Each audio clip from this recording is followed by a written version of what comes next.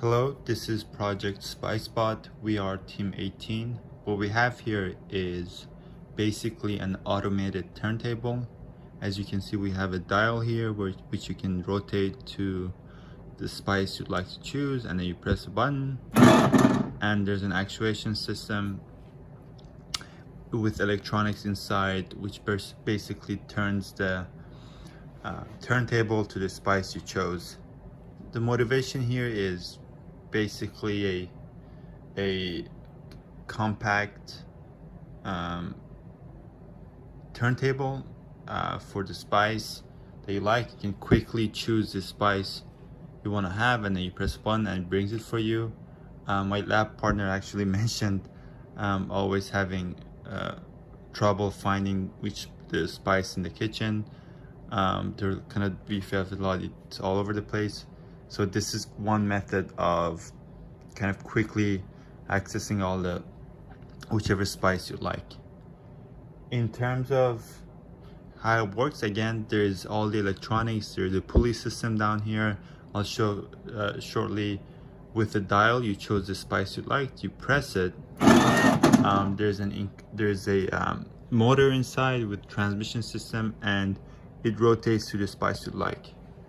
Looking specifically at the system itself, as you can see here, we have the motor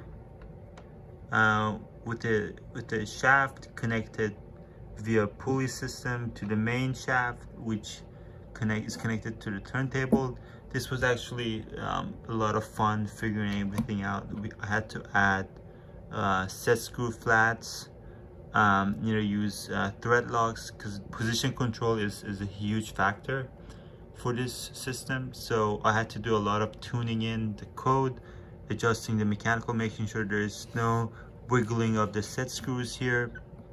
So I added the flats for the set screw, made sure everything's super tight, so that we don't have any error accumulation over time.